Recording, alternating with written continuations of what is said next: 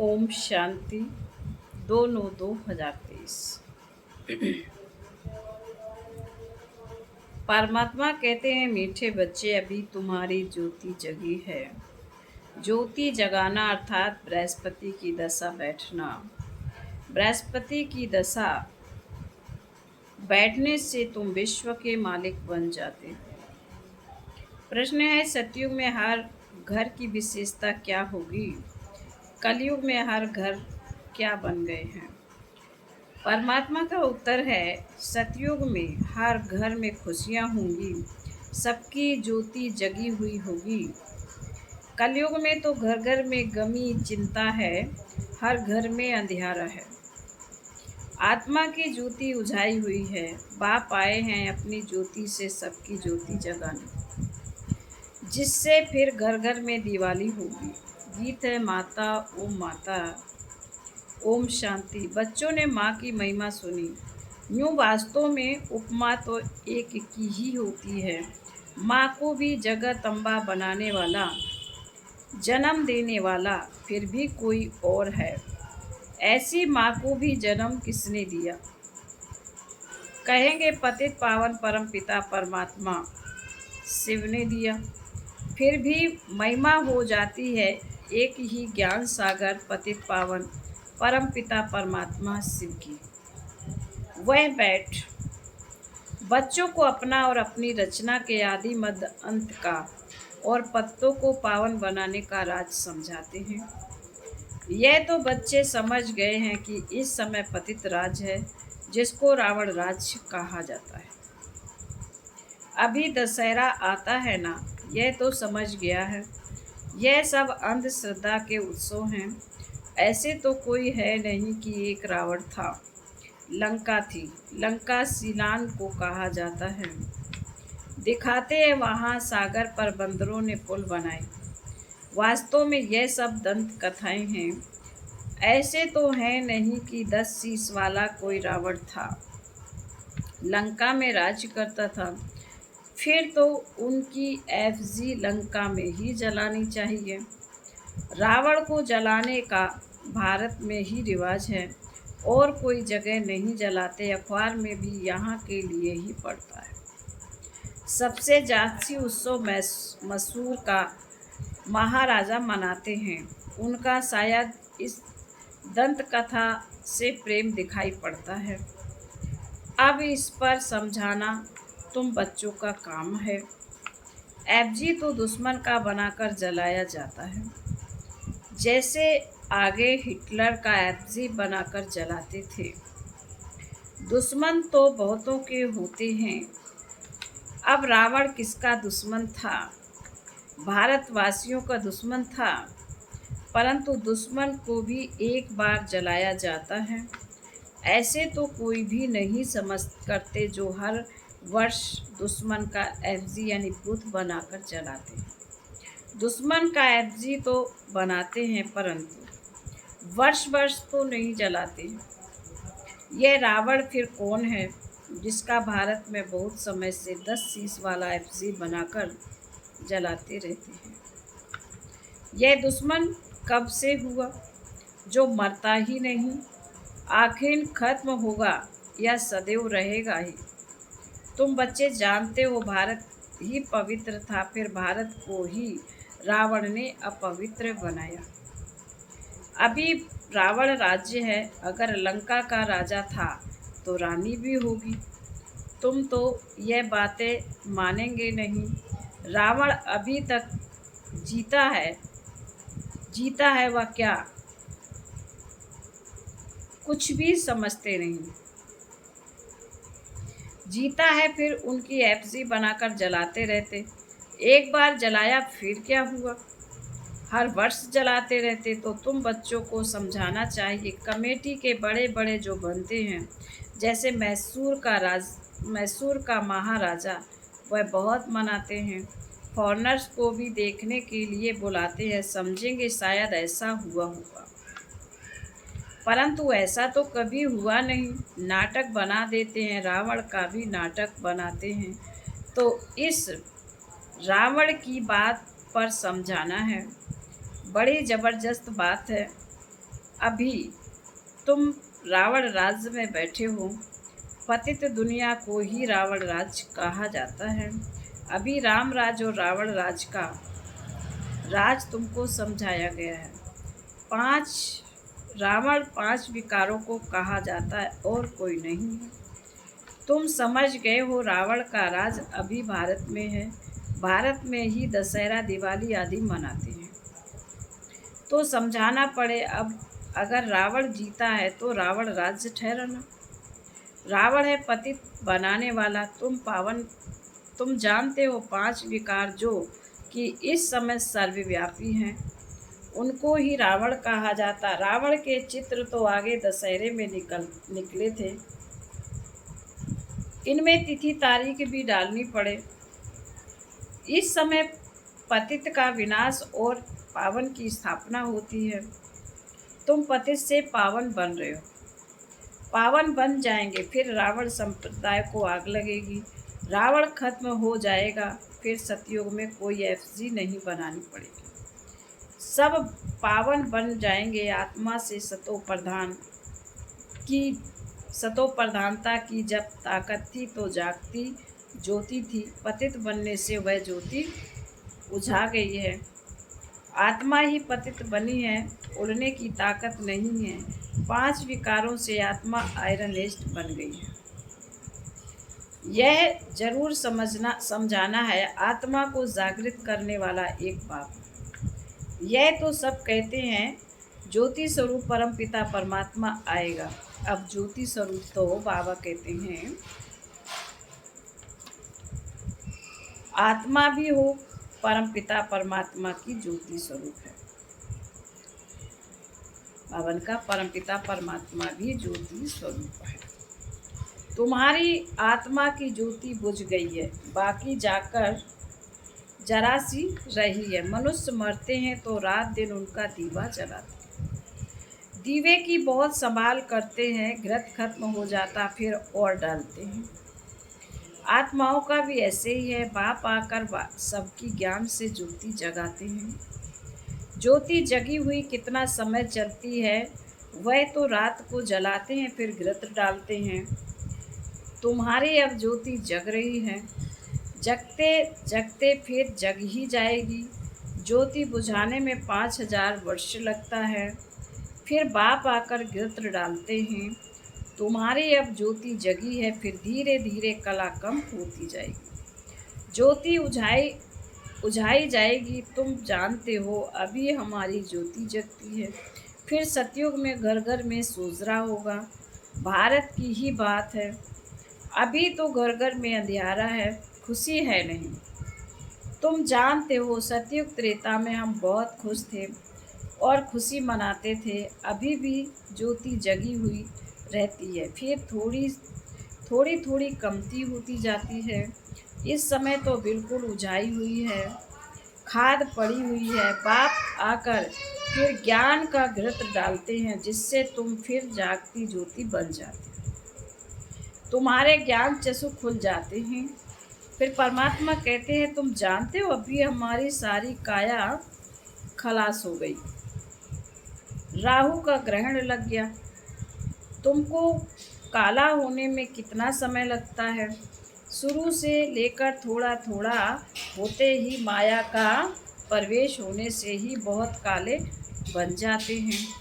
अभी तुम्हारे ऊपर राहु की दशा है, सबसे कड़ी है राहु की दशा। अभी फिर बृहस्पति की दशा बैठती है, क्योंकि अभी विश्व का मालिक बनने के लिए तुम वृक्षपति गुरु द्वारा पुरुषार्थ कर रहे हो। वह है अविनाशी गुरु। किसका? अविनाशी आत्माओं का। वह मनुष्य लोग आत्माओं का गुरु नहीं बनते हैं, वह मनुष्य का गुरु बनते हैं। अभी बाप तुम्हारी आत्माओं का गुरु आकर बने हैं। वृक्षपति परमपिता परमात्मा है, तुम जानते हो। अब हमारे ऊपर वृक्षपति की दशा है। स्वर्ग के मालिक तो बनेंगे, अविनाशी सुख रहता है, परंतु उनके लिए पुरुषार्थ अब करना है कि हम सुख धाम के महाराजा महारानी बने। पुरुषार्थ तो हर एक को अपना चलता है। यह है रुद्र शिव की पाठशाला, वह है ज्ञान सागर, तुम उनकी पाठशाला में पढ़ रहे हो।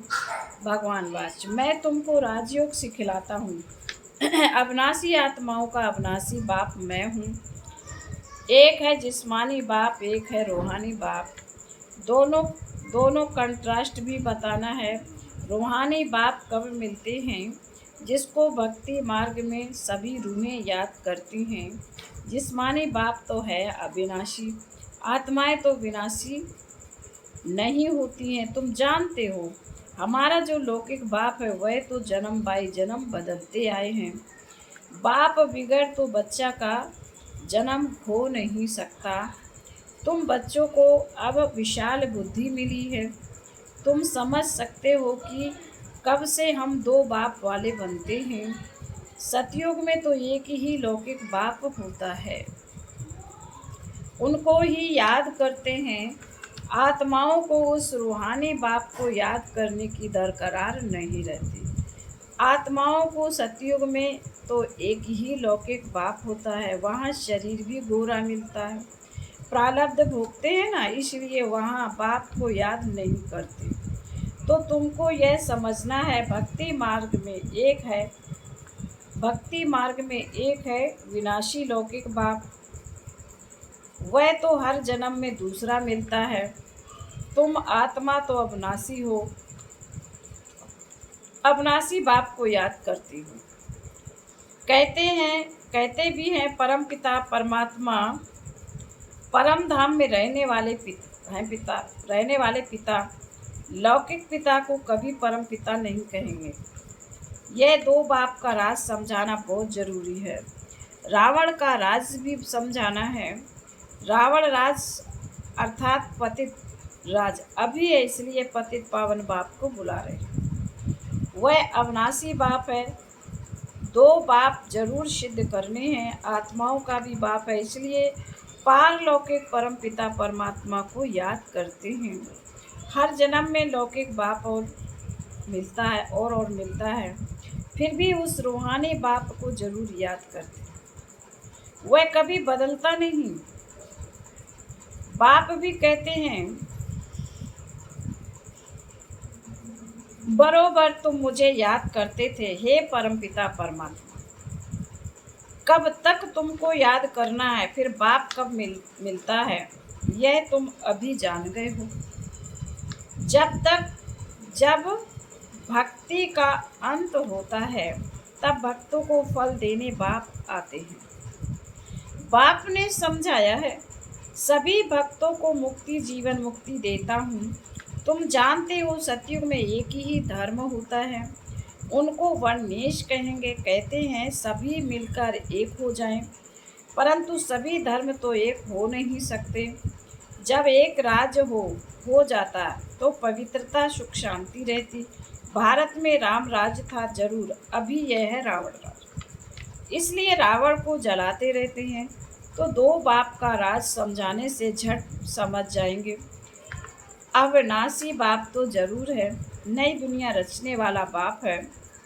नई दुनिया में बरोबर देवी देवता ही थे, फिर वही दुनिया नई से पुरानी होती है। नई दुनिया में कितने जन्म लेते हैं, पुरानी दुनिया में कितने जन्म लेते, यह तुम जानते हो। ऐसे भी नहीं कि 84 जन्मों के आधा होने चाहिए। 42 जन्म पुराने दुनिया में, 42 जन्म नई दुनिया में नहीं। भारतवासियों की आयु पहले 100 वर्ष 125 वर्ष थी, अभी तो 40-50 वर्ष भी मुश्किल चलती है, तो आधा आधा हो ना सके। 84 जन्मों का हिसाब तो चाहिए ना। बाप कहते हैं तुम्हारा 84 जन्मों का चक्र अब पूरा हुआ, तुम नहीं जानते हो। हम समझाते 84 जन्मों का राज सिवाय परमपिता परमात्मा के और कोई समझा न सके। तुम बाप से सुनकर खुश होते हो और फिर नई दुनिया के लिए पुरुषार्थ करते।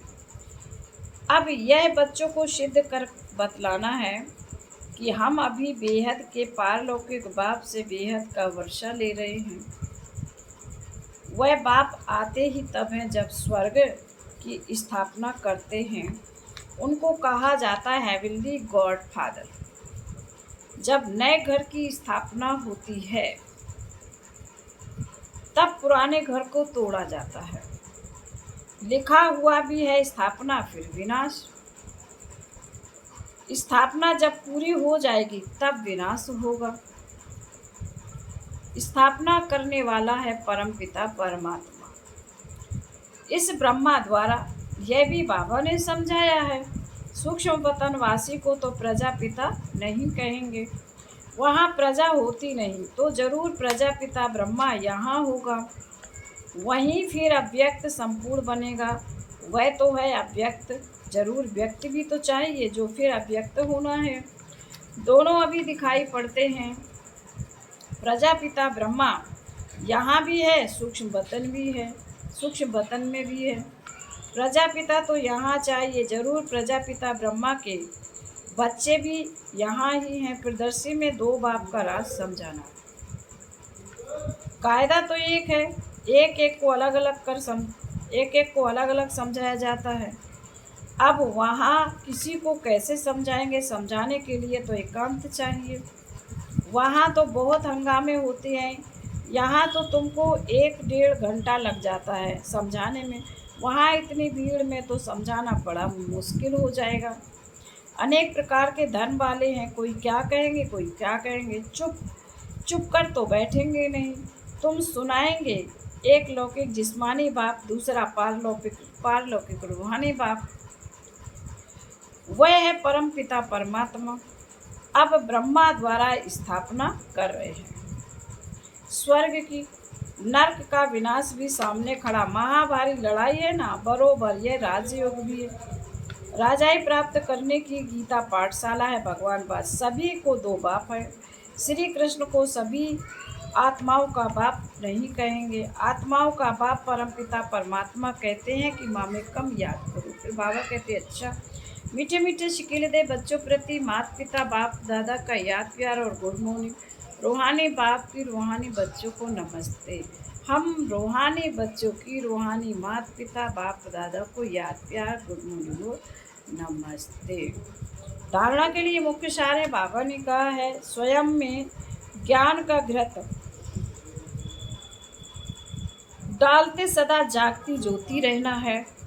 बाप की याद में रह राहु का ग्रहण उतार देना है। नंबर 2, रूहानी और जिस्मानी दो बाप हैं। यह पहचान हर एक को देकर बेहद के वर्षे का अधिकारी बनना है। वरदान है प्रवृत्ति में रहते एक बाप के साथ कंबाइंड रहने वाले देह के संबंधों से निवृत्त हो। प्रवृत्ति में